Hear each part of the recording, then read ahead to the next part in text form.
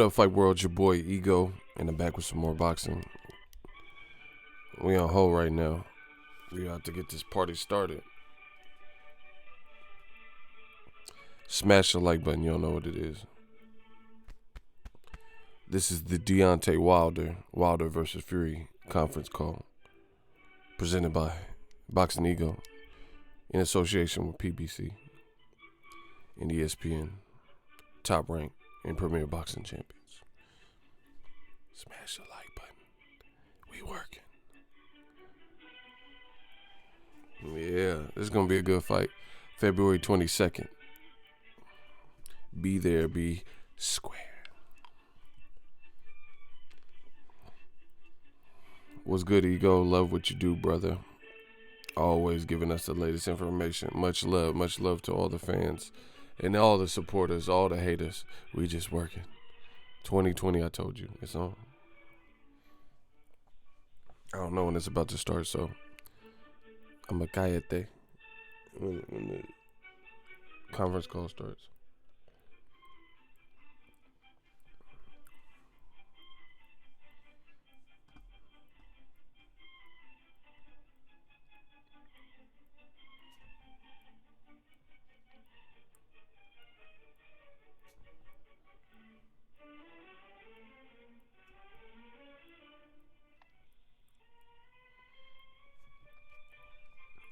Who y'all picking to win? While we waiting, we can do that. Who's winning, Deontay Wilder, or Tyson Fury, and how? Drop that in the comment section. Smash the like button. Shout out to Baltimore, Maryland. I see y'all. Damn, Wilder in the third. Wilder KO. Okay.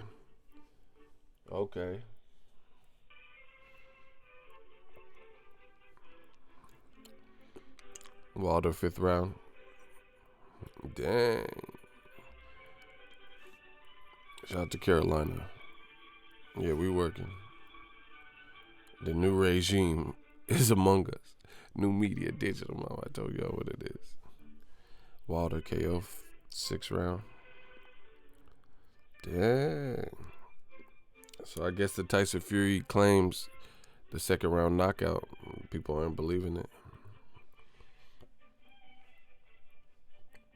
Wilder in the 7th, okay.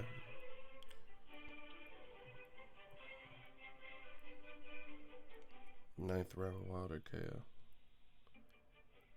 Nancy, what's up? I'm good. I'm great. Man, no, ain't nobody picking Fury. All right, who's picking Fury to win in the 2nd round by knockout?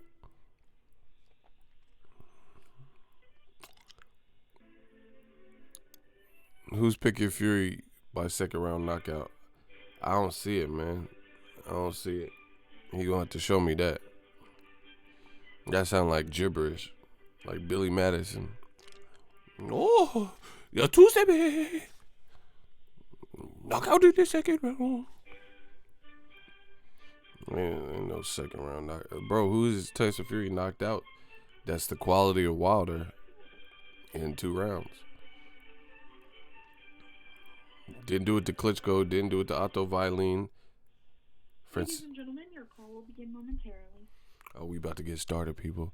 It's real. It's go time. This is what I live for. These moments. The call is about to begin. Yeah, I don't know about that. 2nd round knockout. Okay.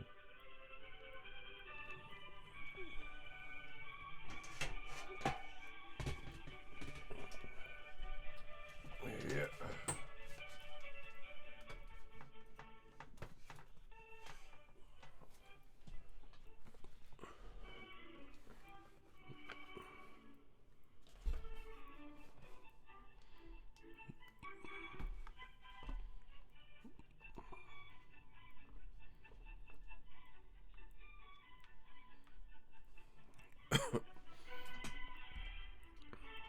Can you guys hear that? Can you hear the elevator music? The weight music? Do I need to turn it up? I mean, no one's talking yet, so. Can you guys hear?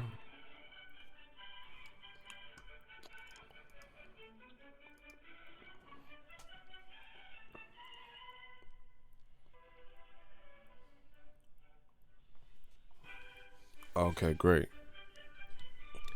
Dun, dun, dun. This is the new media music. Dun, dun, dun, dun.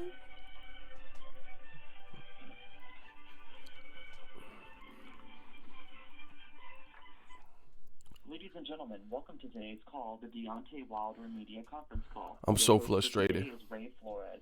Ray, the floor is yours. Oh my God, Ray Floyd. Thank you very much, operator. Want to thank the media for joining us wherever you are around the world. Oh my And God. we are so excited. We are 11 days away until the highly awaited rematch against unbeaten lineal champion Tyson Fury, going head-to-head against the man who will be talking later on during this conference call, the WBC heavyweight champion of the world, the Bronze Bomber, Deontay Wilder. This is a mega pay-per-view event, and when I talk about the magnitude of it, it requires two networks to come together. It's presented by Fox Sports Pay-Per-View and ESPN Plus Pay-Per-View live from the MGM Grand Garden Arena next Saturday, February 22nd, starting at 9 o'clock Eastern, 6 Pacific time.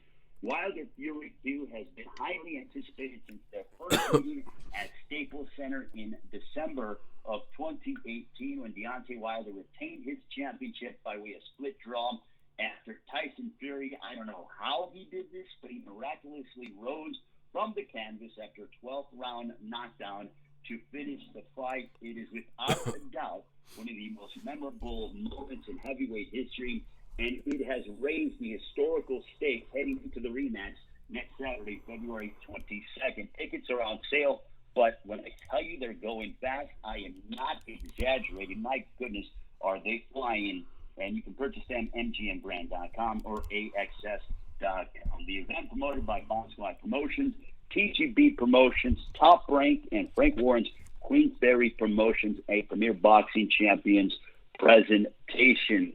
Now, it takes a very good team to get a prize fighter to a level of this magnitude, along with the fighter's hard work. It gives me great honor and pleasure to introduce a man who's been around the sweet science for several decades. I want to welcome the co-manager of the Bronze Bomber, Deontay Wilder. Here is Shelly Finkel.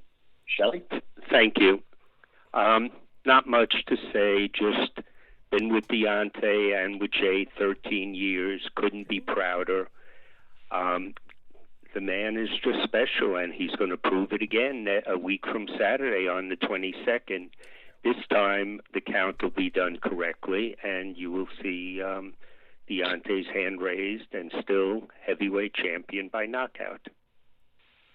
Oh, he kept it short and Thank sweet. you very much, Shelly. And now we will get an opportunity to talk with one of the co-trainers of the Bronze Bomber, Deontay Wilder, along with Mark Breland. This man has understood and continues to get better in the corner. I think they're one of the best corners in boxing today. He has an eye for it.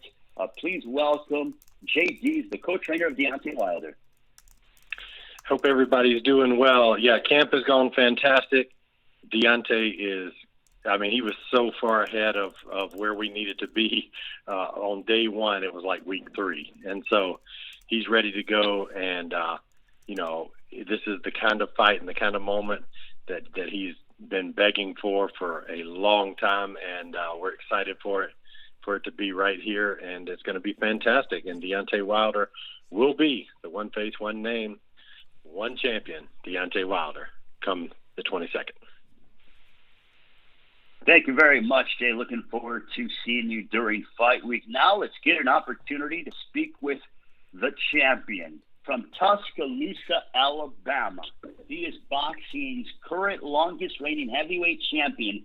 His 10 consecutive successful title defenses give him more than all-time greats Mike Tyson, Joe Frazier, Lennox Lewis, and matches Muhammad Ali's longest run of defenses of 10 consecutive successful title defenses. After the fight with Tyson Fury, Deontay Wilder delivered 2 of 2019's top knockouts, highlight reel knockouts of Dominic Brazil at Barclays Center in New York in May. And then he followed it up by wiping out Luis Ortiz at the MGM Grand in November. After the fight with Ortiz, Deontay Wilder went to Rome and had the privilege of an audience with Pope Francis, who named him the 2020 Ambassador for Peace through Sports, joining the likes of Muhammad Ali and Riddick Bowe as the only American heavyweight champions to receive this honor. He's also the most active heavyweight champion, as February 22nd will be his fourth title defense in 14 I'm so months. frustrated. And if you take down the math of that, that's almost a fight, a little over 3 months. So that just goes to show you how active Deontay Wilder is when it comes to fighting and defending his championship. When it comes to categorizing Deontay Wilder, the one word that comes to mind is exciting and also must see. Ladies and gentlemen, please welcome, with a record of 42 wins, no losses, 1 draw, 41 wins coming by way of knockout. He is the baddest man on the planet. Ladies and gentlemen, here is the Bronze Bomber, Deontay Wilder. Deontay? Yeah, baby. Hey, thank you, guys. What can I say? It's been a wonderful year for me. Last year, it's a wonderful year starting up this year. Wonderful year starting up this year as well. And I'm just looking forward to February the 22nd. It's a great moment in time for me. So many different events is happening, and of course we know that Black History Month as well. So I'm looking forward to providing my service to my greatness on Black History, and like I said, making him a Black History trivia question. It just, the first fight was an amazing fight. It was a very controversial fight. It left people, confused about what happened or who won, and this is where we come and settle everything. This is Judgment Day. This is the moment where everyone will have a clear conscience after February the 22nd who actually won the first fight, and you're going to see who's going to win the second fight. This is unfinished business. I'm picking up where I left off at. I knocked him out the first time. I didn't get it, but I'm going to knock him out this time again, and this time he's not getting up. That's for sure. I promise you that. So I'm looking forward to it.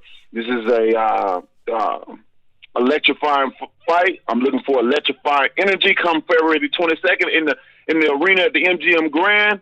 And yeah, baby, you don't want to miss this one as always. And as always, if you can't make it to the arena at the MGM Grand February the 22nd, pick up that remote and click that button, please.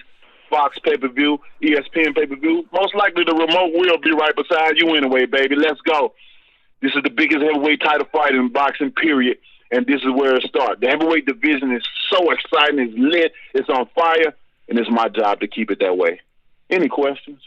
The man said, any questions? The champ said it all. We'll open it up to the media for questions. Operator?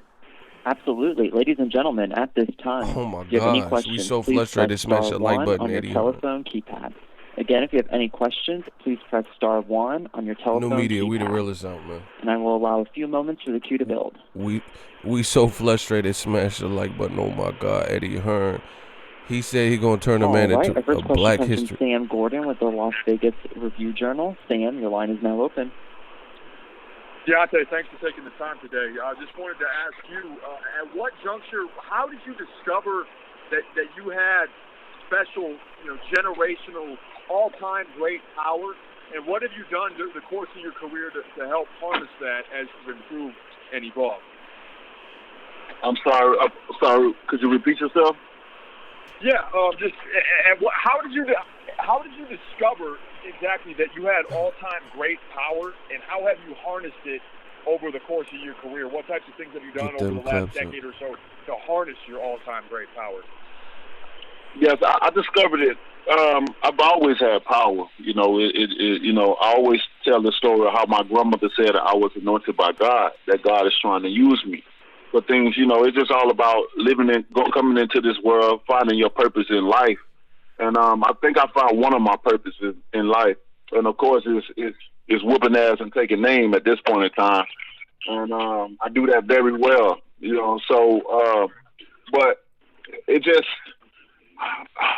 I've just been blessed tremendously. It's one of those things I can't describe, you know, how it transpired, how it formed. You know, when you have a calling on your life, you know, it's just that. I just have a calling on my life, and I'm providing my service to my greatness, and I'm showing the world who I am, what I am, and the champ is here, and he's not going anywhere. What was your second question? Yeah, I was just over the course of your career, how you've been able to harness your power in the ring, and how you've been smarter and developed intelligence on how and when to use timing and things like that. Yeah, well, the second, you know, as far as how I'm to use and stuff, most of the things that I do become muscle memory. So, especially when I have, hold on, excuse me. I'm going to go tell them All right. I'll tell you later. I'm sorry about that. Most of the things become muscle memory for me when I'm fighting fighters. And the preparation for the fight is always great. I always have great sparring partners coming in, giving me great looks to mimic the fighters. And so when it's time for me to fight them, it's like certain things, certain looks I've seen. I got some of the best coaches in the world. You know, none of my coaches never get acknowledgement. You know, they never get recognized. And you got one of the baddest men on the planet. You got the hardest hitting punch in boxing history. And none of my coaches get recognized for the greatness that they display. You know, they do a great job of scouting. You know, my sparring partners out to get them to have so I can have the best look possible to fight some of these guys. You know, they do a lot of film study and to pinpoint certain mistakes and the rights and the wrongs that my opponent does. So when I'm in the ring, I understand that, and I can recognize it when I'm in the ring. So it becomes a muscle memory when I see it when it comes. And you know, as when you have power, it's a blessing and a curse. You know, it's a blessing because when I hit guys, they either hurt or they go into the campus, and it's a curse I feel because I have so much power that when I hit things, I'm either hurting my opponent or anything that I'm hit or I'm hurting myself, and that's it. There's nothing in between. Thank you, Deontay. Appreciate it. Thank you so much. All right, our next question comes from Dan Raphael. Dan, your line is now open. Thank you very much. Hello, Deontay. Hey, what's going on there? Hey, my question for you is this. You know, when you guys made the deal for the rematch, you know, the thing was you were going to have your 2 fights, and he was going to have his 2 fights. You obviously had the win against Brazil in the first round, spectacular knockout. Then you had the fight with Ortiz, stopped him, didn't really take any damage. At least it didn't appear that way when you fought him. And he had his fight with Schwartz, got rid of him easy. But in his second fight against Otto Whalen in September, he took a lot of damage in that fight. You know, it was a close fight. He got that terrible cut over his eye. And I wonder if you going into this rematch with Tyson, if you look at the fight against Otto Whalen and think maybe, just maybe, Otto Whalen may have taken a little starch out of Tyson Fury and left him a little bit worse for the wear as he goes into your rematch. Old media excuses for Fury losing. Yes. I know Whalen had I haven't seen the fight, but you know, but I'm going off of what I heard. You know, certain things. Of course, you just seen different highlights with the eye and different things. But Whalen had a great game plan. You know, and he executed it. And when he seen Fury was vulnerable, he took his chances. And by taking his chances, he ended up busting him in the eye, and it started cutting it open. It opened it, which I feel like the fight should have been stopped. You know, with a cut so deep and a cut so wide, you know, and you can't even see. You know, but I understand that he had a major fight coming up with me, and you know he was saved because of this big fight that's happening right now. I will be exploring some of those things Whalen did. I'm definitely looking forward to recutting open in that eye. And if they want to, and once it is open and blood is all in his face, and I might get a little bit on me as well, that's all right. I'm gonna embrace it. We'll see if they continue to keep that fight on because I'm already dangerous. I'm already dangerous as is.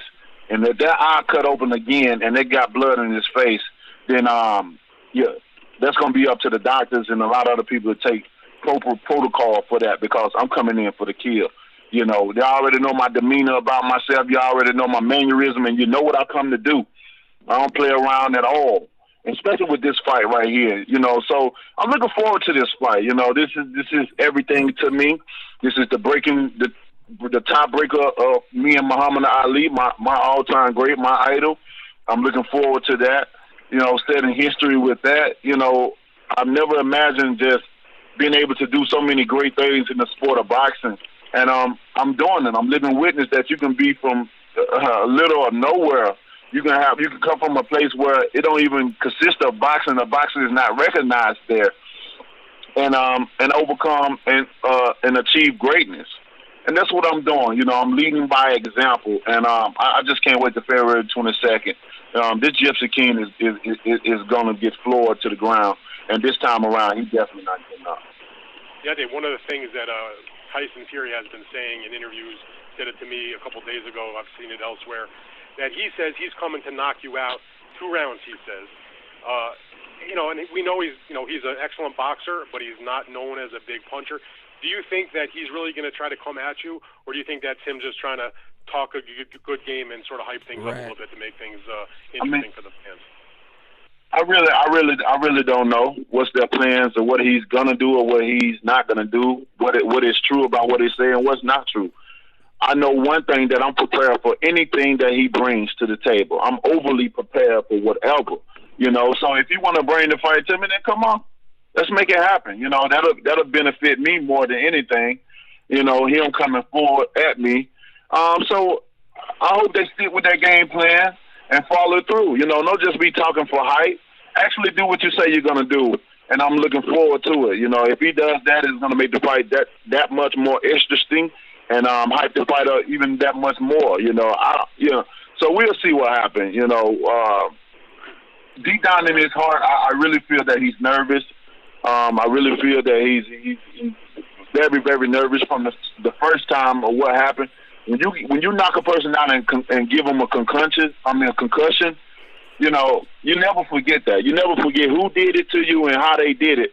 And when you're going back in the ring with them a second time to relive that moment all over again, it has to be stressful. It has to be. You definitely can't sleep at night. And I understand why he's not bringing cameras and a lot of things. He's changing up a lot of things through his team. And I thought the saying was, if it's not broken, then don't fix it. I think he reorganizing that word. If anybody should be changing up anything, you would think it would be me, since he said he beat me so in a wide margin. But that's even not the case. He know what the truth was, and I'm looking forward to it. So I hope he's a man of his word, because I'm every bit of a man of my word. And February 22nd should be exciting for all of us. The fans is getting the fans is winning. The fans is in for a treat. They're the one that's getting that money worth when it comes to this fight right here. They already know what me and Tyson's all about. We come in, we wear our hearts on our sleeves, and we fight to the end. And that's what we're gonna do come February 22nd. All right, very good, Deontay. I had just one question for Jay. Jay, are you there? I'm here. Hey, Jay, it's Dan here. I was wondering, I don't know if you heard my first question to Deontay. I wondered, I'm sure you've poured over that film between Tyson Fury and Otto Whalen as you prepare for the fight. I wonder, in your opinion, do you feel like Otto Whalen may have softened him up a little bit? And I don't even just mean because of the terrible cut. I just mean because Fury seemed to take more punishment against Otto than he's taken in maybe his whole career, frankly. Well, the thing about Fury is he always is going to perform better as when people don't think he's going to do it like he did with Klitschko. He kind of tries to live for that moment where he's an underdog or where people doubt him. So he's probably never going to perform as well against a Pineda or a Wallin as he will in the bigger fights. So we're expecting the best Tyson Fury. We expect he's going to come in the best he's ever been, and that's what we want. I mean, we want there to be no questions whatsoever that at the end of the day, I want Deontay to get full credit for what he's going to do, and not anybody thinking that Fury came in, less than the best he could be, because he's put his time in, he's put his training camp in, he's done all the things he thinks is going to benefit him. So that's what we're expecting, is the best Tyson Fury, so that there will be no way to say anything other than, that Deontay Wilder is the man, and no questions asked after it's over, that he beat the best Tyson Fury. So that's what we're expecting. All right, very good. Appreciate your time, everybody. Thank you. We'll see you next week. See you, Rat. All right. Our next question comes from Keith Ratatouille. BoxingScene.com. Keith, your line is now open. Yes, my question's for Deontay, and if Jay could answer also, I'd appreciate it. I was just wondering, Tyson Fury said last week that he was going to weigh around 270 pounds for the rematch. Just wondering what your thoughts on that are, and do you believe that he's going to come in that high? Who cares? I mean, I really don't. Anything that Fury's saying and what he's going to do, I really don't care at all. I'm just waiting on that date to come around. I'm just so ready, I don't care what he weigh in is. I mean, I just want him to be the best Fury that he could be. If that weight suits him and he's comfortable with it, then hey, come on with it. Whatever he's saying he want to do, hey, come on with it. This is what it's all about. I want him to be in the best shape. I want him to be comfortable with his weight. I want him to be physically and mentally ready, and for the best fight of his life, because he's definitely in for a great fight come February 22nd. And I just don't want no excuses. I don't make excuses, and I ain't planning on making any. I give him my best when I go in there, and I expect the same thing from him. I don't want no excuse. I don't want to know that. I don't want him to have the excuse that he should have been a little bit smaller or whatever. At this point in time, being that we've had a second fight, he should know where he needs to be as far as weight wise and everything else. So if he blow himself up, then that's him. But I'm looking for the best Tyson Fury possible comes February 22nd. Thank you. Jay, could you answer that also? Oh, I don't have anything to add. I think Deontay said it all perfectly. Same exact thing. It doesn't matter to me what he comes in at. Deontay's been outweighed probably in 38 fights or something like that in his career. So that's all old news to us. So whatever Fury weighs, he weighs, and we're not worried about it. It's not about him. It's about Deontay. Facts. Good job, Jay. Also, he obviously changed trainers since the last time you fought, and very recently. What did you make of him changing trainers, and why do you think that he did that? Why do you know why someone else changed a trainer? For me, I just think it's nervous energy. To be honest, I really think it's nervous energy. And from the first fight, he can go on and say that he beat me in a wide margin, but he don't believe that. He honestly really don't believe that, and that's why he want to change up a lot of things, because if he did really, really believe that, you wouldn't change up so much. He didn't change up from where he trained at to trainers to now he's putting his hand in gasoline to try to make him harder. He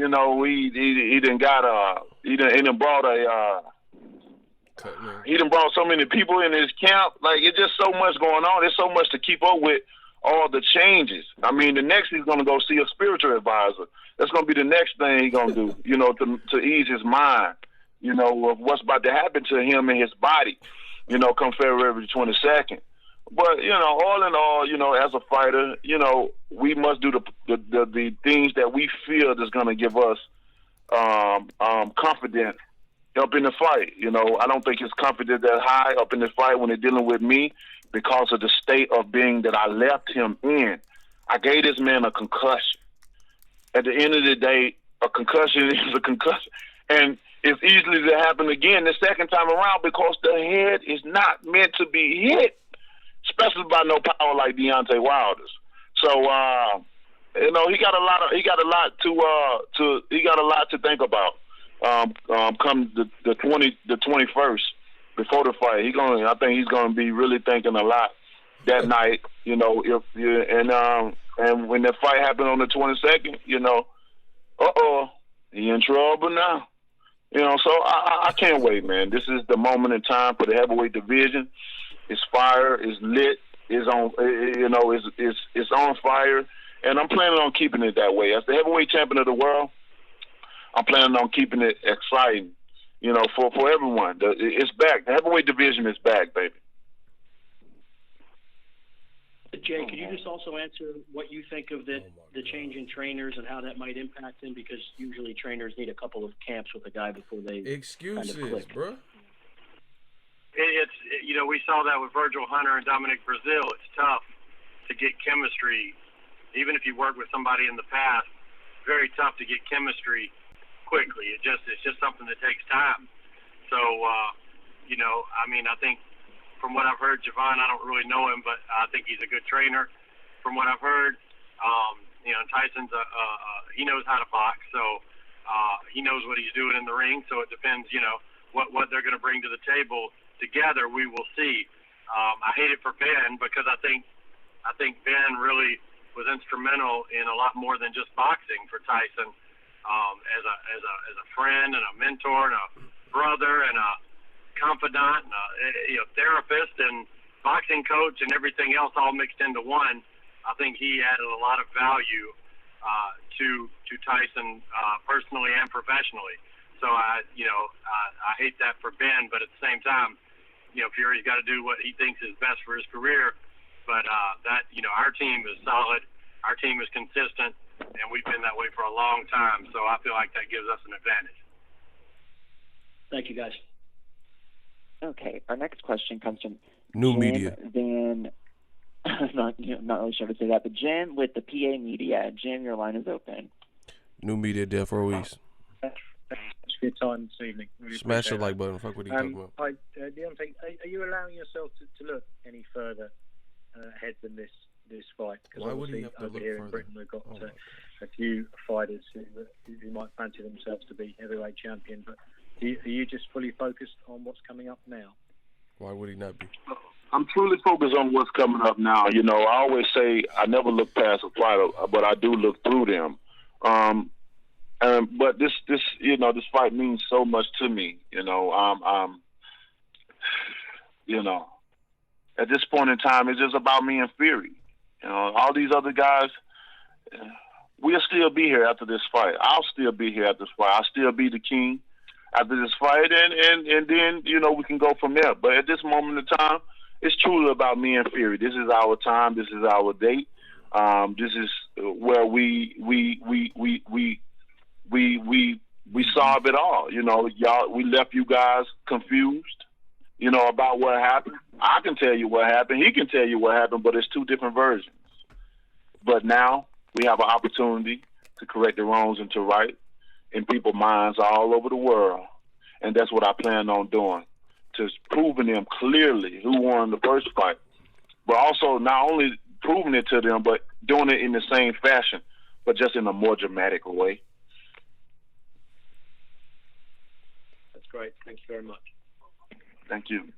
And our next question comes from Mark Lowenwalla with Sporting News. Mark, your line is now open. Hey, Deontay, throughout this promotion, Fury has said that he's going to go for the knockout. How can a more aggressive Fury, leave himself vulnerable to being knocked out by you and possibly even earlier in the fight? They're trying to get a game. I mean, it's a strong possibility that can happen, especially him bringing the fight to me. As you can see, I brought the fight to him nearly the whole fight the first time. And if he want to do the reverse and bring it to me and bring all the force to me while I'm already applying force throwing at him, then, it's going to be an interesting fight. It's going to be a short night, but it's going to be an interesting fight. And interesting fights and short nights, you can count me in, baby, because I don't get paid for overtime. So he playing right into my plans. And I'm looking forward to seeing if he's going to follow through with his game plan. That's going to be exciting to see. Does your gut tell you that he will follow through with that? Oh, or my God. You're not sure? My gut just tell me I'm ready to go. I'm in the best shape of my life. My gut tells me that I'm prepared more than anything I'm about to put on the show. My guts tell me I'm the heavyweight champion of the world, and I can't be beat. And I can't wait for February 22nd so I can lay him to rest. That's what my gut's telling me. As far as what he's saying and what he says he's going to do, what he's saying and what he's going to do, I think it's going to be two different things. But that's what makes this fight such an exciting fight, not only with our words, but with our action and waiting to see what's going to happen. So, if he does that, then may God be with him on that night of that fight. Because God may have mercy, but I won't. I hear you. My last thing is Oh any my part God. of you that would love to see in an ideal world and Anthony Joshua trying Man, to boo make this his way man. into Who the is he, ring bro? following this fight? I'm not worried about that coward. The coward can barely got his titles back, yet alone talking about stepping in the ring with the king. So I ain't, he's been out of the picture. Ain't nobody talking about him no more. So it ain't no need to bring him up right here, right now. February 22nd, Deontay Wilder versus Tyson Fury. Other than that, nobody else is in existence at this point in time. Thanks very much. Appreciate the time. Boo this man. Thank you. Get him out of here, bro. All right, our next question comes from Carlos Toro of Fightful News. Carlos, your line is now open. Thank you so much, and Deontay, thanks so much for taking time to talk to us. My first question, obviously you're very confident about your power and your ability to knock people out in every single fight. But when you look into this fight, it's rare that we get to see a rematch, and we only seen, or you have a rematch against Luis Ortiz and Bermain Stavern. You knocked both of those guys out. So heading into this rematch with Tyson Fury, knowing what you know about him and knowing what happened in the first fight, do you feel like your confidence level is maybe higher in terms of knocking him out or winning this fight compared to the first fight? Yes. My confidence is very high. Not just because this is the second fight. This is the second time I'm entering the ring with him. We know each other a little bit more than we knew the first time. But because of my last two performances, I'm coming off of two dramatic knockouts, one in the first round and one in the seventh round. So that's even more of a confidence builder. And I did it at the elite level, at the top level. Both guys, Dominic Brazil, he's a brave soul. He always coming to fight, and he's always willing to fight. With Dominic Brazil, that no matter what his skill level is set at, he's coming to give his best.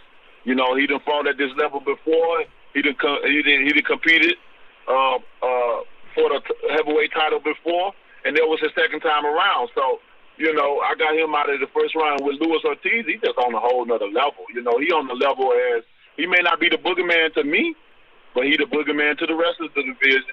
That's for sure. Because ain't nobody still to this day ain't calling his name out, ain't trying to fight him. They wanna call him old. They can call him old all they want, and you punks can keep calling him old, but you willing to fight other guys that's about the same age or higher than him, and you will be happy with that. And you try to make all the excuses in the world why they fight is the best and Ortiz is not because he's old. They make me sick in this sport, and that's why I got to continue to keep it live. But coming off those two performances, then coming into the ring with Tyson Fury, knowing that I fought him before, my confidence is through the roof. Oh my God. Thanks. And one quick question for Shelly, is he still there? Yes.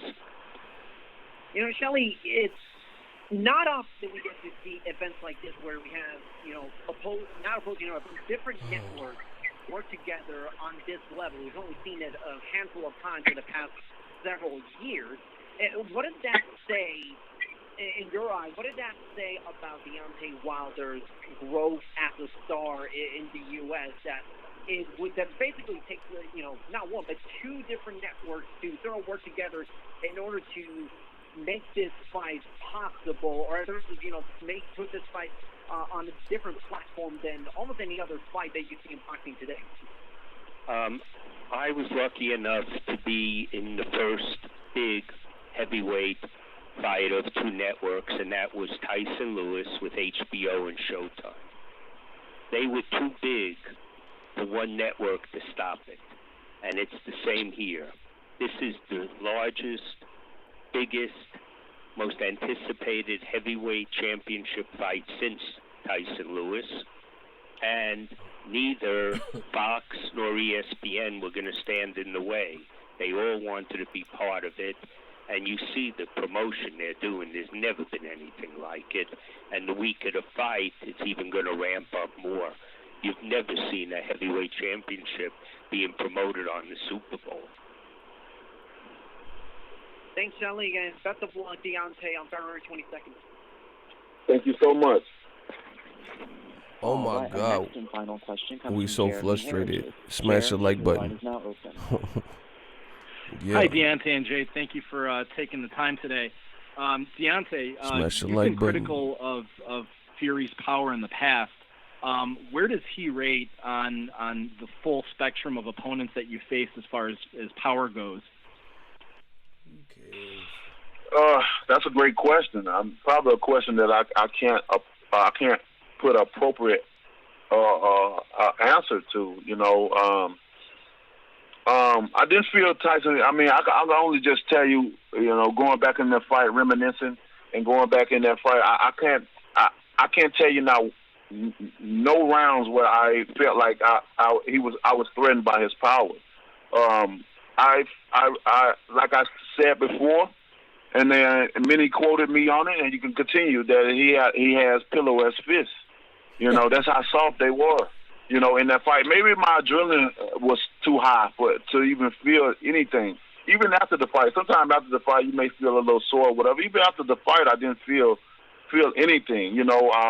I took all his punches, that the ones that he landed, and I walked right through it. So I don't respect none of his power that he has.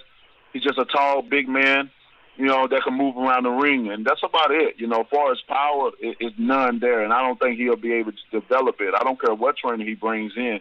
You just don't develop power just in a couple of weeks, just in a month, because you bring this trainer that comes in, and at the end of the day, I don't see his trainer develop. I mean, what fighter did he have that he developed to make power as? We got to look into that as well. So if he don't have no fighter that he developed into making into a power puncher, and how in the hell he's going to do Tyson Fury that way in this short amount of time that he had? It's impossible. It's impossible. With a guy with dramatic power to the limit, I would know these things. I'm an expert at that.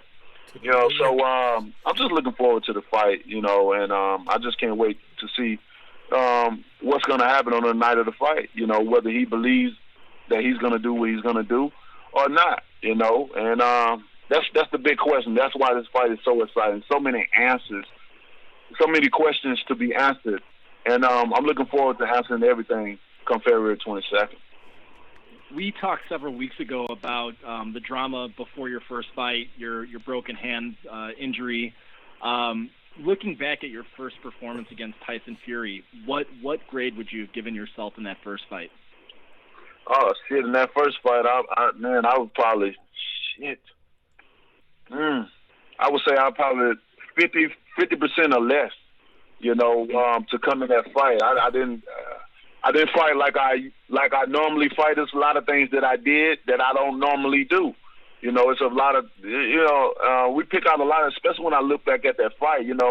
Me and Jay was talking about it. I like, man, I could pinpoint so much. I'm like, look, man, I don't even do that. Why did I did that? Why did I do this?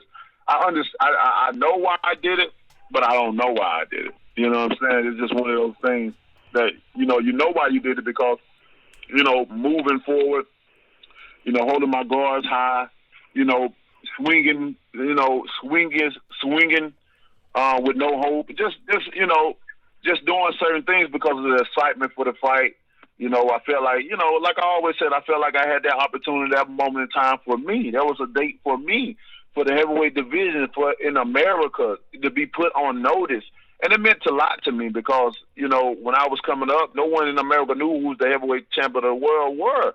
And it's very hard when you in the division and you're trying to get notoriety and bring it up and bring a sport that is not our top priority, and you try to make it exciting where people get to talking about it again and stuff. And at this point in time, as I sit here and talk to you guys, I can say a job well done. You know, as far as getting the attention back in America, the hype back in America, and so forth and so on. And with this fight right here, you know, I'm ready to do the proper things that I need to be done. I've lived that moment of excitement. I've lived that moment of having my first pay-per-view. You know, this is going on, I think, my third or fourth one.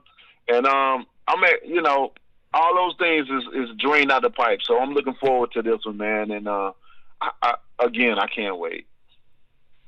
Final question for Jay, if he's still there. Jay, as far as the first Deverne fight to today, how much progress have you seen in Deontay's boxing skills as a pugilist, mentally and physically? Well, I tell you, I'm glad you asked that question, Jeremy. Deontay does not get the credit that he deserves for the improvement, the skill level that he has, the ring IQ that he has. I don't think people totally get what they're seeing, and sometimes they don't understand the nuances of the sport. But you know, we do what we call a 6-month test. Every 6 months, we ask ourselves, would you right now beat you from 6 months ago? And I can answer 100% honestly that since the beginning of the first day that he came in the gym, that answer has been yes. He 6 months beats him from 6 months ago.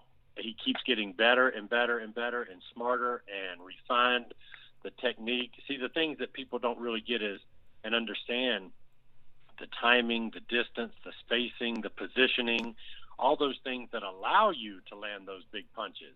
That's skill. That's maybe the most skill. Now, I know people like to look on the internet and see a guy throwing, you know, on the mitts, a 47 punch combination with, you know, three hips, 4 lips, and 5 dips. But that's not reality. That's not against live resisting opposition. And what Deontay does is he puts himself in a position to land those shots, and that's more skill than people really sometimes can even comprehend what he's doing. So to answer your question, yes, I mean his improvement is just continues and continues. And the thing is, he wants to learn. Like he's the kind of guy that he still is hungry to get better and better. And I think that's probably the best compliment I could give any fighter. But Deontay is a whole different level guy. Thank you, Jay. Thank you, Deontay, and best of luck, and see you in Vegas. Thank you. Thank you so much. See you there. All right, ladies and gentlemen, we actually have a few extra minutes, so we're going to take a couple more questions. Next up, we have David Anderson from the Daily Mirror. David, your line is now open. Smash the like button. Hi, Deontay. You okay? Hey, how you doing? Very well, thank you. Deontay, Tyson makes a big thing about he thinks he's the more skillful fighter, and therefore he can beat your power with his boxing skills and boxing IQ. What do you make of that? Pardon? Tyson feels he's a better boxer, he's a better boxing IQ than you, so he can beat your power. Right. Well, you know, he have to have the confidence to think that he has some type of skill in this sport to survive in this sport, especially at the elite level. You know, you have to have some type of confidence to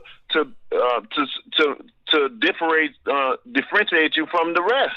You know, so he only expressing what he feels. But at the end of the day, we have a time, we have a place. We have a time and place and a date to witness, you know, each other greatness as we share our energy in the ring, and we're gonna see what I've been saying, will I back it up, and what he's saying, will he back it up? And that's a special moment about February 22nd, you know, on Fox pay-per-view or ESPN at the MGM Grand to see who is all talk and who's not. Thank you. Thank you. All right, now we will go ahead and go to Deontay Wilder. We appreciate the champ with his time. We know he's busy in training camp, 11 days away until he puts his world title on the line against Tyson Fury in their rematch dating back from December of 2018. Champ, the floor is yours for final comments. To everyone that's on the call or had questions, thank you guys so much for the participation and the questions. I'm just, again, to all my fans, thank you guys so much, especially to my day ones. Thank you for this love and the support. And here we are, February the 22nd. It's going to be amazing time in history for me, and as well as you guys, you guys are the witnesses to witness greatness, to see what greatness look like. And if you come close to me, you'll see what it smells like. And I just can't wait. You guys are in for a treat. You know what to expect in the second fight because you've seen the first fight. And the fight sells itself. There's nothing more need to be said. I'm just looking forward to the fight, and I'll see you guys there, baby.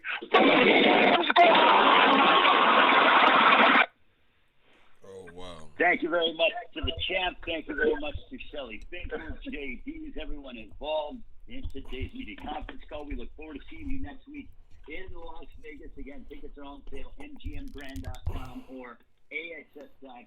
You can purchase Oh my God. on ESPN Plus pay-per-view or Fox Sports pay-per-view. Thank you to everyone, and we will see you next week in Las Vegas. It is Wilder Fury 2, one of the most anticipated rematches in heavyweight boxing history. Thank you so much, guys. Oh wow. Hey, he tripping.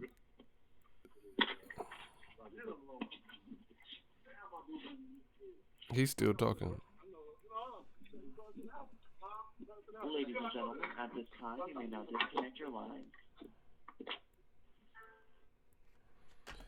All right, we working. Listen, I'm about to go get some coffee. I did my job. I'm just doing my job. I just want to tell all of the people who witness my live stream. I'm just doing my job. Listen, new media. I am just doing my job. You feel me? I am just doing my job. This is why new media is so imperative to the game. Y'all see some of these questions that was asking my mans? Some of it was absolutely ridiculous. Like, I don't know, man. Yes, I want to get some coffee, some of that coffee with salt water and bro, they were asking some fuckery. Listen, new media.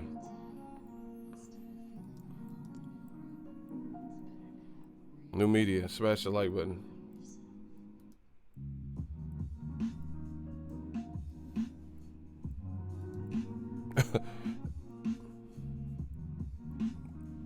Hey, the haters is mad. Hey, they mad, man. Hey, when they hate, donate. When they hate, donate. Yeah, my shooters took care of that. Yeah, when they hate, donate. Anyway, listen, bro, old media, you can see the ratatouille. You got to see the ratatouille in the questions. They asking, like, you notice, man, this game is crooked. I'm telling you, there's a lot of snakes in face. There's people asking Wilder certain things. It's like they're trying to get him to reveal game plans and stuff like that. You know what I'm saying? They want him to reveal game plans of what he's gonna do, and make it easier for Tyson Fury to know what he's expecting. Wilder, he aced that. He aced that media call because he didn't give away nothing. They were asking him, in your heart, do you believe he's gonna be the aggressor? Wilder did not fall for the mousetrap. Smart dude. Did not fall for the mousetrap. You start telling too much and talking too much, like Eddie Hearns and Anthony Joshua, you give away your strategy, you give away your hand. When they hate, donate, the money keep coming in. And he says, what I believe in my heart is I'm the best in the world. What I believe in my heart is I'm heavyweight champion of the world. What I believe in my heart is I will knock, he says stuff like that. Don't let these motherfuckers in media, shout out to Wilder for knowing what's up, but don't let these media motherfuckers get you to blabbering and saying too much about the game plan. That's what they was hoping for. Now, let's talk about the excuses before I go ahead and get this coffee. Smash the like button. The real is back. Smash the like button. I'm working. if you heard, there was a couple of media people, old media and shit, and they're asking questions that basically try to take away credit from Wilder because they know what they believe in their heart is to come February 22nd. So they're saying, hey, do you think Otto Violin took too much out of Fury and all this shit? Man, get this shit out of here, bro. And you wonder why new media stays winning. Bro, ain't nobody hearing that. Fuck, man, Otto Violin lost. And you know what the funny thing is about ESPN said that question. Funny thing is this, right? They're giving credit to a white man, Otto Violin, right, for a good game plan, beating up the cut and shit like that, right? And saying it's how it's going to, Tyson Fury is going to potentially be less than into the rematch. So are you concerned about that, right? So let's give this white man credit, Otto Violin, who had a great game plan. Give him credit for softening up Tyson Fury for the Wilder rematch. But the moronic thing about it all is Wilder fought Tyson Fury before Otto Violin. So how is it that Wilder didn't soften Fury up by knocking him unconscious and dropping him and the punches he was landing for Otto Violin? You see what they do to black fighters? I keep telling you. So Wilder fought Fury before Otto Violin, and somehow you're omitting the damage and punishment Wilder inflicted on Tyson Fury, and you're fast forwarding to Fury's last fight and saying basically Otto Violin had his face bloody and cut and punishment, so going into this rematch he might not be the same. But what about Fury not being the same after Wilder knocked him the fuck unconscious in the 12th round? Bro, they not fucking with me. I told you. You know what I'm saying? Like, yeah, you can't say Violin softened up Fury and try to take and extract credit from Wilder should he win the fight. But then Wilder fought him before Violin, and you ain't saying the punishment that Wilder did. Why? And then, what's the name? ESPN dude, Dan. He says Otto Violin fight, Tyson Fury took the most punishment arguably in his career. No, the fuck he didn't. Like, he got cut, he got hurt in the 12th. Wilder had him unconscious. You see, that's a big difference. How you take more Wilder, he might not have punished him in 4 early rounds or whatever, but he knocked him unconscious. That's more punishment, getting a concussion, than winning a fight, but it was a war. How does that even make sense? How did Otto Violin, how is that Tyson Fury's most taxing punishing fight? Beyond that is Otto Violin was inexperienced at the higher levels. Wilder wasn't. Bro, you know what time it is, bro. They trying, oh yeah, do you think Tyson Fury? And they had back-to-back calls where they try to double team and come out with these excuses. Listen, this is what old media does, shapeshifters. They'll put white fighters, non-black fighters constantly at the top of these lists, like Tyson Fury. They'll say he's the #1 heavyweight, but then when they sign up for the rematch, you see they're not confident. When it comes to betting money, you see they're not confident, and they don't believe all of what they wrote and all of where they placed you beforehand. All these dudes was talking about Fury is the #1 heavyweight. So why you have to make excuses?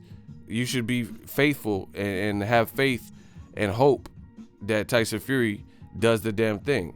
All these dudes said Wilder lost bad and got his ass whooped 10 rounds to 2, but why you have to make excuses if Tyson Fury should be beating him 12 rounds and 0, you know, he should skunk him now.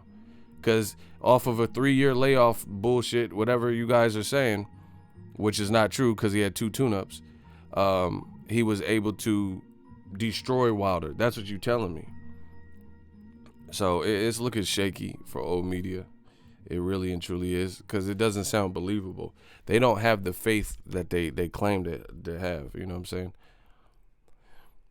They said Wilder lost bad, but they making excuses saying that Otto Wallin softened him up. Man, fuck that fight. Oh well. Tyson Fury had no business. And see, look, here's bro. This is how I destroy old media. Kiss the motherfucking pinky ring. Listen, smash the like button. This is another way to destroy old media. They not fucking with me. Look. Y'all ready? Hold on, y'all gotta get these likes up. Ain't shit free. If y'all want me to destroy old media, can I get a hell yeah in the comment section and smash the like button? Watch how I do them greasy, man. They can't outthink me. And that's the problem. Old media, they think in their minds that they so smart and clever, and they really not. They can't even especially the racists. They want to think, they way smarter than minorities and shit like that. But then you're not outthinking. You ain't outthinking us. All right, look. I'm about to cook them up. Benihanas. I'm about to grill these boys. Watch. The other issue, so I already expressed this. How are you giving Otto Wallin credit for tenderizing the meat, pause, and punishing Fury, even though Wilder knocked him unconscious, but you're giving Otto Wallin credit saying that Fury, he's fighting a watered down Fury basically. But then Wallin wasn't fighting a watered down Fury because Wilder knocked him unconscious. So that's one point that we already got finished talking about. Smash the like button. Ronald Finkley, he said TB ego. You already know what it is, man. We working. Then the other thing is to use that bullshit about Otto Wallin tenderizing the meat and softening up. Watch how I do it greasy, y'all. You have never seen this in boxing media. You have never seen someone like me. I'm different. 101. Watch how I do them greasy. I promise I catch a body with this one. So the old media logic is, hey, we think Wilder's probably likely to win, probably violently. So let's make some excuses now and say Otto Wallin softened him up and Tyson Fury bad cut, so he's not the same fighter, blah, blah, blah. I don't know. Can y'all hear me still? I don't know why this keeps cutting out. Hold up.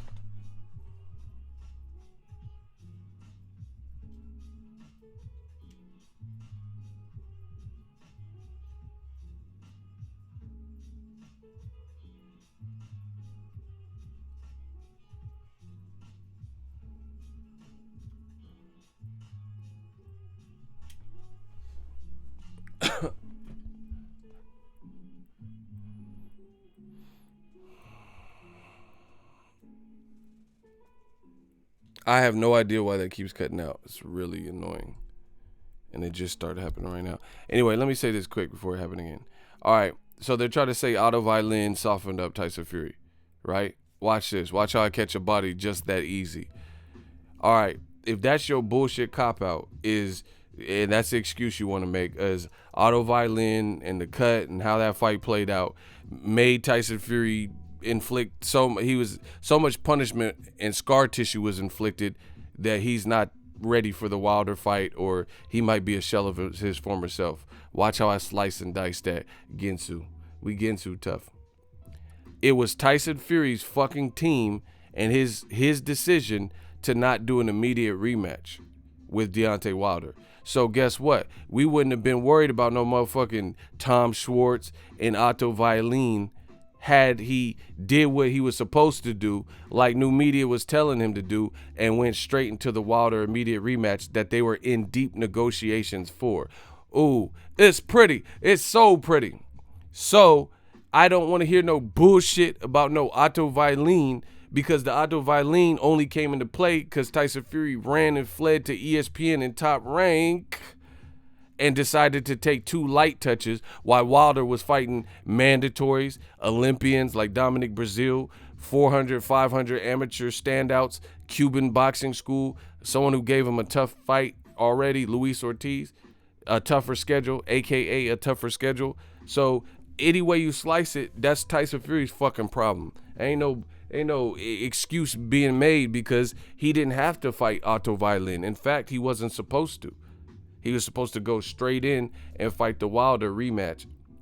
But him and Frank Warren seen the money that ESPN and Top Rank were offering, and then they went that route. So if he got beat the fuck up or softened up or whatever the fuck excuse y'all want to make now, that's his motherfucking problem, because he should have just fought Wilder straight away. And like I've been telling you, Mr. Consistent, I give Tyson Fury a better shot of having beat Wilder if he went into the straight rematch. But instead, he did what he did, and Wilder got better. Wilder, his last 2 fights have to be confidence boosters. They have to be. So Wilder's in a better position, and you heard it on that chat. You heard it on that call. He sounded very confident.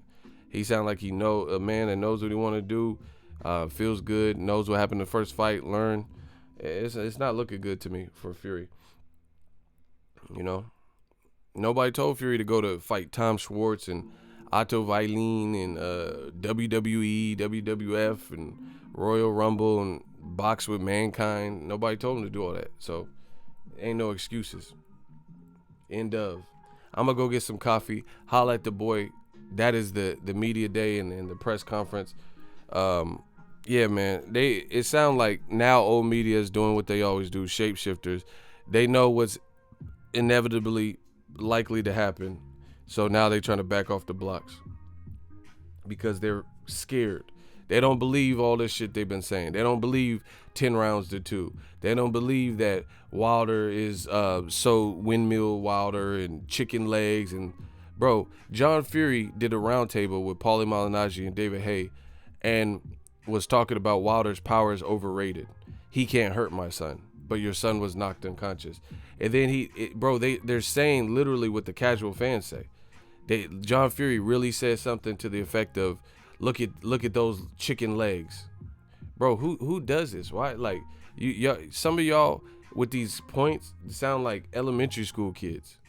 Like we're in grade school.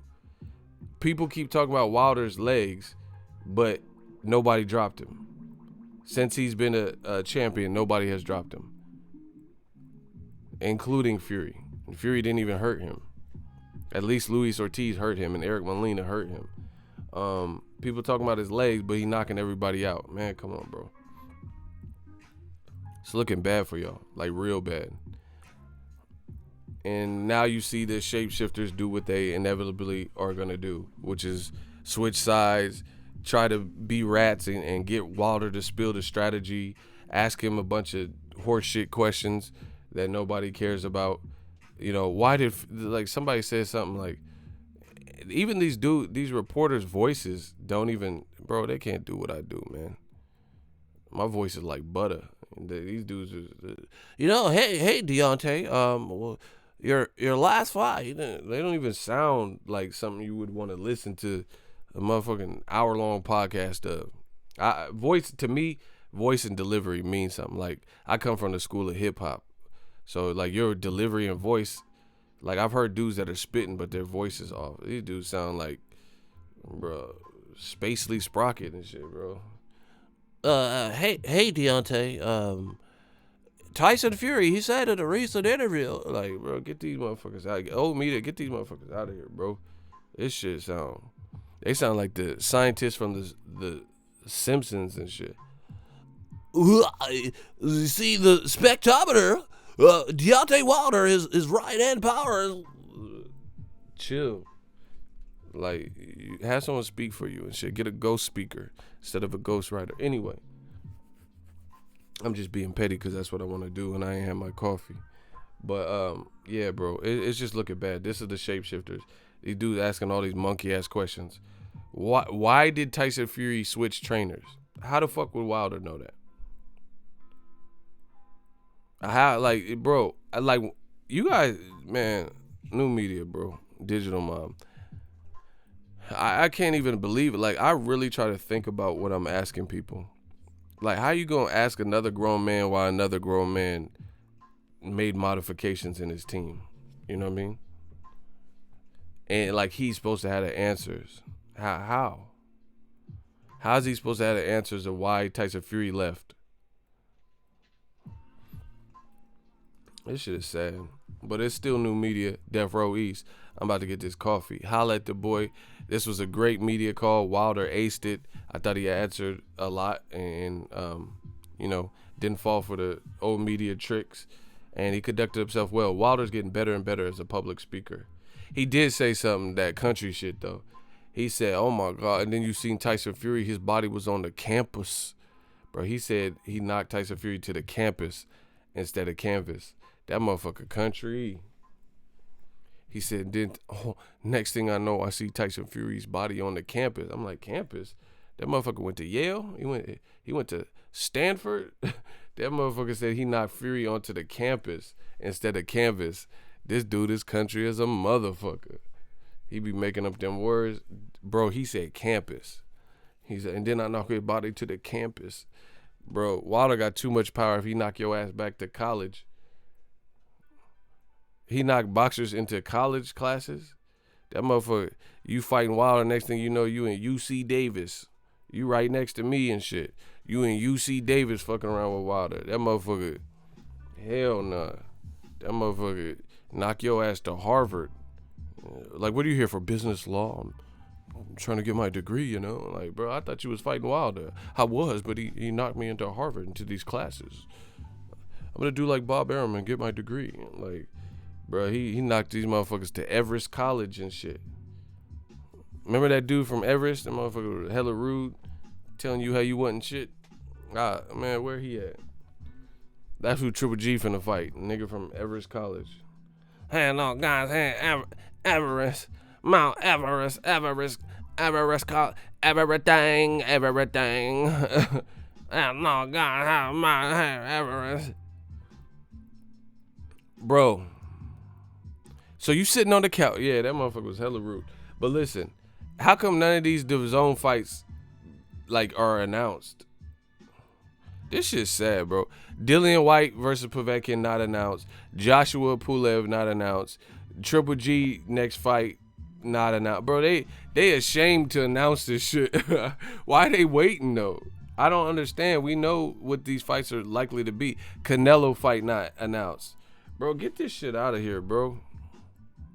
Wilder and Fury is definitely the biggest fight. How come they won't announce none of these fights? Like they ashamed or something.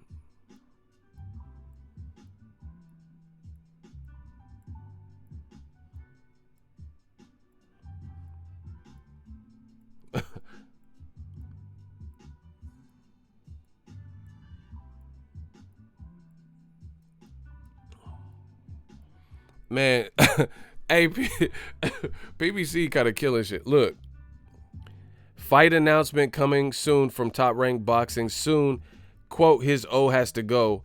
I never say no when offered a fight. I have to win every fight to get my shot. Let's not forget I have one loss, and that's to Errol Spence. I fought former champions Chris Van Herding. I hope they're not putting him in there with Terrence Crawford, bro. He said his O has to go. I hope that's not Crawford, bro. Because that's not a... Nah, it can't be, bro. Bro, I hope they're not doing that.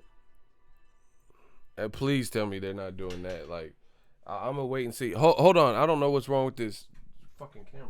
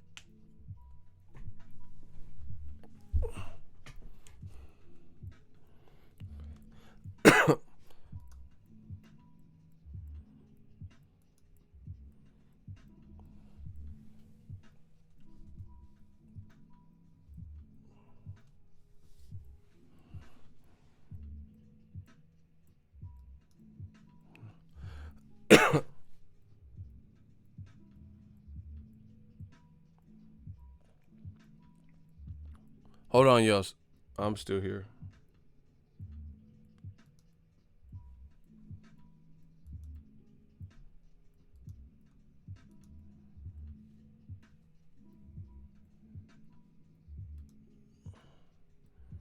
Hold on, I had to switch, bro. I don't know what the fuck is happening.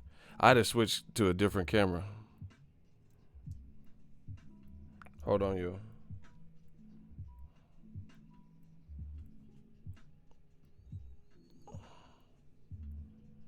I have no idea what the camera start tripping, bro.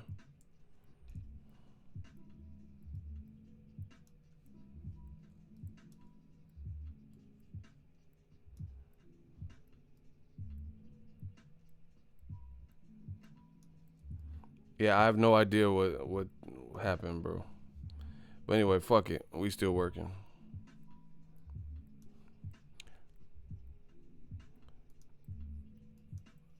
All right.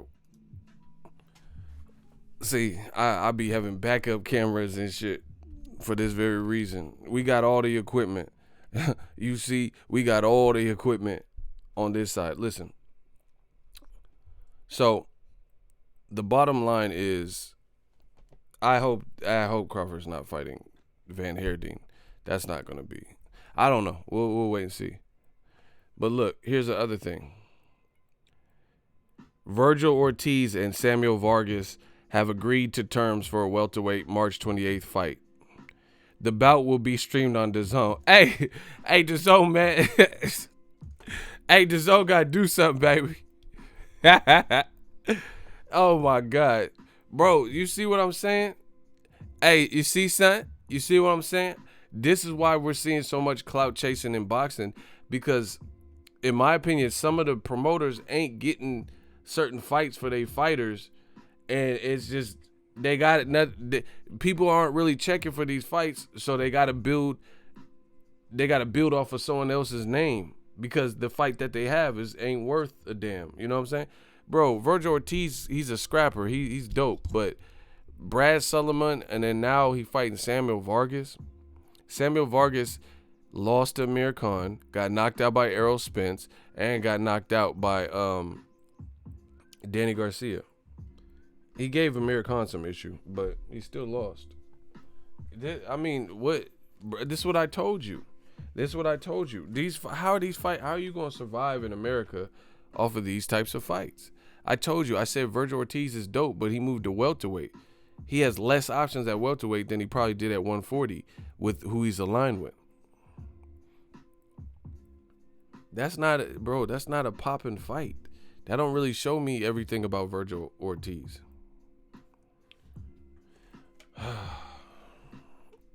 This shit is crazy. Demetrius Andre, auto-tune, squeaky talking motherfucker. I smacked the play with me in person. Go to Wilder Fight. I'll see you at Wilder Fight. If you real, go to Wilder Fight. I'll meet you at Wilder Fight. Let's turn up at Wilder Fight. Wilder Fury. Let's turn up. Jacobs, whoever want to fight me, go to Wilder Fight. And I'm going to pick you out the day of the fight. What? Stop playing with me. I'm the champ. Big champ shit. You know what I mean? Hey, big champ shit. Stop playing with me. Yeah, tell them that. What's his name? Eddie Hearns. To call Al Heyman. You know, I don't do that shit. You put the shit together. So Eddie Hearns. Yo, Eddie boy. Bitch, call Al. Stop calling me. The fucking look like I don't fucking make fights, you stupid ass queer. You make the fights if you want to make it, all right? Holler at me later. What the fuck? Oh my God. Hey, Charlo is a fool, bro. Oh my God. That was my first time hearing that. That was Jamal Charlo, bro. He said, hey, Eddie boy, don't call me. That motherfucker. Hey, I just heard that. My man sent that to me. Hey, Charlo was really snapping.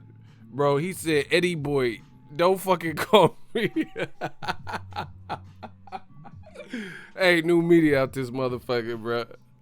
I told you. Bro, once again, New media, digital, mob. You feel me? Bro, he said, Eddie boy, don't fucking call me. I don't make motherfucking fights. Bro, why? Oh, my God. Why the fighters and trainers in the game be saying the same shit I be saying? I told you that shit was cap. Bro, you trying to make somebody look bad. You playing the game, you won't win. Bro, you trying to, you know the parameters and the procedure to make a fight. So if you try to circumvent that and bypass, Al Heyman and then go straight to that, I told you that's that G Money in New Jack. That's that G Money. That's that G Money. He also said, Andre squeaky voice auto tune. Meet me at the Wilder fight. I'ma smack fire at your ass or something, whatever he said. And he said, Jacobs too. He said, yeah, do that. Go to Wilder Fury. And I'm gonna pick y'all out. I don't know what he's talking about with that. I don't know if he's talking about like street and some street shit, like just, we fight in the MGM lobby like Orlando Anderson and Pac. I don't know. But, or maybe he's saying meet up. I don't know. You have to ask him on that. But, bro, that man said, Eddie boy. He said, don't. That was funny. That was funny. Demetrius Andre. Yeah, tell them that. What's his name? Eddie Hearns. To call Al Heyman. I don't do that shit. You put the shit together. So Eddie Hearns. Yo, Eddie boy. Bitch, call Al. Stop calling me. The fucking look like I don't fucking make fights, you stupid ass queer. I'm sorry, bro. I can't. New media, we stay with it, bro. That villainous laugh that he did. He said, "Yeah, Eddie boy." Bro, that this is funny. Charlo is, they do a good job of the self-promoting and the villain role or whatever the fuck this is, or maybe that's just them. Bro, they be turned up. I fuck with the Charlos. I like that. That shit was funny. Bro, he said, Eddie boy. He said, bitch, I don't make these fights. I'm sorry. I don't know why this is funny as hell. Bro, he said, bitch, stop calling me. Bro, what? He said, bitch, stop calling me. I don't make these fights. Wow. But I like I said, I told y'all. I told you. Why would you go around Al Heyman and try to slide in people's DMs, and now you have Charlo lashing out? Like, man, stop. I'm not doing it. He said, we don't play that. See? This is what they do. They mad when there's black people with unity. You feel what I'm saying? They like it's real divisive. They want Charlo, like Eddie Hearn, feel a type of way, and that's why he going public, because he can't make these fights, and he's like trying to save face and show the world why he's not getting these fights done and whatever, and he's trying to use a scapegoat, trying to use Charlo. But it's real divisive because you're trying to create division. You keep going to, why are you going to the fighter?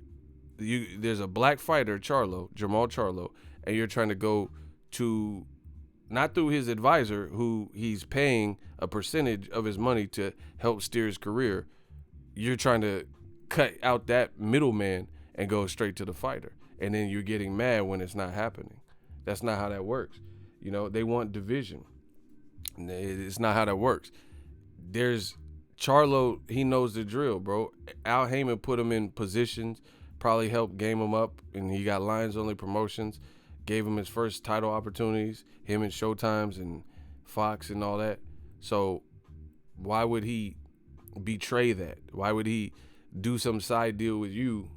And he said, if you want to make the fight, put the shit together. Bitch, stop calling me.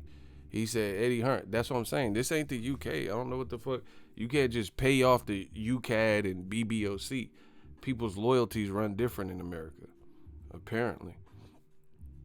And that's what he's checking him on. He's basically saying, man, come on, bro. We ain't doing all that. That's like trying to Charlos are a package deal. You know, it's a twin. So you can't just talk to Jamal about a Lions only promotions issue and you don't have a good relationship with Jamel. So you're trying to go all the way through Maul and without, you know, Jamel's interference. That's not how that works. You know what I'm saying? If Jamel and Jamal are in charge of Lions only promotion, you got to see both of them. If you want a business venture or a deal, you can't just say, oh, I like Maul better, or, you know, he's better to work with, and Jamel already told me no, so I'm going to go to Jamal, and then try to create division between the two of them. You see? That's the same type of thing. It's the same type of thing. If you want Lions only promotion and you have a business dealing, you got to go through the two people that are involved with it, Jermel and Jamal. You can't just X out Jermel and only exclusively deal with Jamal unless he gave him that type of power, unless Jermel's giving Jamal the power of attorney like that. You see? But you guys will learn someday, new media. That was a funny ass clip, bro. That was funny.